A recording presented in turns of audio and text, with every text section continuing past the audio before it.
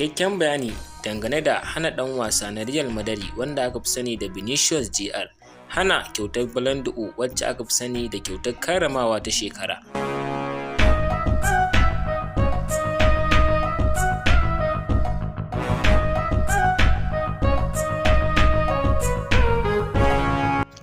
To masu sauraro, Assalamu alaikum, barkanmu dai. Sannunmu da warhaka, barkanmu da sake saduwa da ku a cikin wannan shiri namu. Kada dai ku manta, wannan tasha ta mai albarka ta ci alwashin ɗaukar alƙawarin warware muku dukkan wani abu wanda ya ɗaure muku kai. Har ila da yau mun zaƙulo muku cikakken bayani wanda cikakkun 'yan Madrid suke tsetse ku ce akan wannan abu da aka yi wa babban ɗan wasan Real Madrid wato Vinicius. Suna ganin cewa ba mai adalci ba dangane da hana shi kyautar balandi, inda ta wani ɓangaren ake ganin cewa ba wai hana shi aka yi ba shi da ɗa'a ne a harkar ƙwallon ƙafa.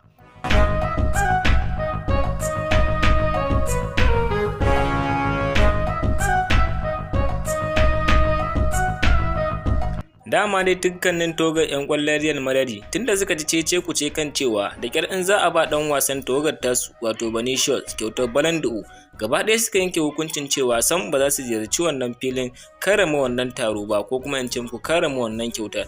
Hakan ne yasa dukkanin 'yan ƙwallon Real Madrid suka ƙi halartar wannan taro saboda ba za a ba ɗaya daga cikinsu ba wato Vinicius.